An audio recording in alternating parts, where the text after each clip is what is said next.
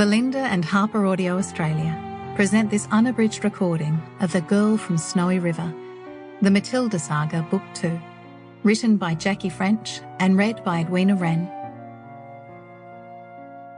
The dedication reads, to Nina, Fabia and Evangeline, who keep the spirit of the girls from Snowy River. To Angela, with love and gratitude always for helping create the horses in this book and so much more.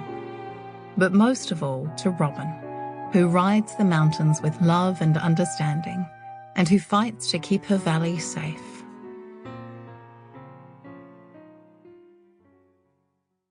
Chapter 1, 22 November 1919. Dear Diary, today I met a ghost.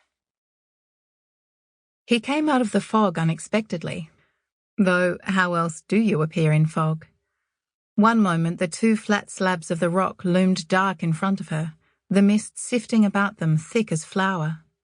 Then suddenly there was a stranger, a young man in a bath chair, wheeling across the stone and gazing out over the valley. Empress snorted and tried to back away, her hooves cutting deep into the mud of the track. Flinty patted her neck, trying to assess the stranger. He didn't look like a swaggy, not with that too pale skin.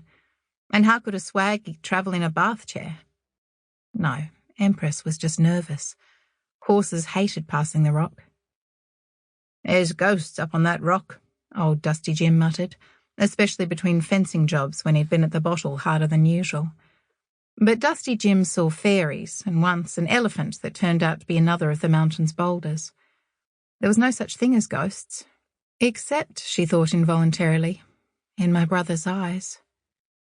But even if you didn't believe in ghosts, the rock felt different from the mountain slopes around it. Long ago, perhaps, mountain giants had played catch with a massive boulder and had dropped it here at the edge of the mountain from such a height that it split in two. Now the two flat halves perched like a veranda above the valley. Most days the fog drifted down from the gullies higher up, like icing sugar sprinkled on a sponge cake. Other times a saucer of mist, looking as solid as white sauce on a dish of cauliflower, sat on the rock between Rock Farm and the valley below. The air around the rock was always cold, as though the sunlight slid away down the slopes on either side. Suddenly Flinty was glad of the solid farmhouse up the track behind her. Rock Farm might have got its name from the rock and even been made of mountain stone, but the house that Dad had built looked like it had drunk in years of warmth and happiness. Empress quivered again. Flinty stroked her neck. Good morning, she called to the stranger. The man glanced at her from his bath chair, surprised, as though he hadn't heard the hoofbeats approaching. Young, 21 perhaps, Andy's age, 4 years older than her, dressed in a blue shirt and thick blue trousers that ended in emptiness below his knees. His mouth looked carved in a straight line, too hard to smile. Is it? His voice wasn't bitter exactly. It sounded blank, like Andy's at the train station when he'd finally come back from the Great War, when they'd had to tell him Dad had died of the influenza while he was half a world away on the ship coming home. Andy had sounded like that the day he'd left them to go droving too. His eyes shadowed as though they still saw the mud of France, and not the twisted shapes of snow gums. Now he was another man maimed by the war. Flinty tried not to stare at the place where the empty trousers dangled over the chair. She forced her voice to sound cheerful.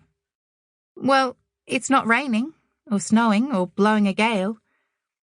Are you visiting nearby? She wondered who could have wheeled a crippled man onto the rock.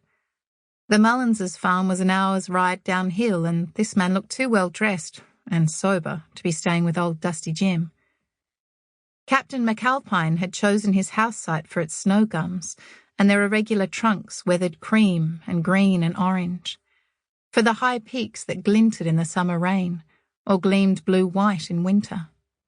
Not for close neighbours or even good soil. But Sample complete. Ready to continue?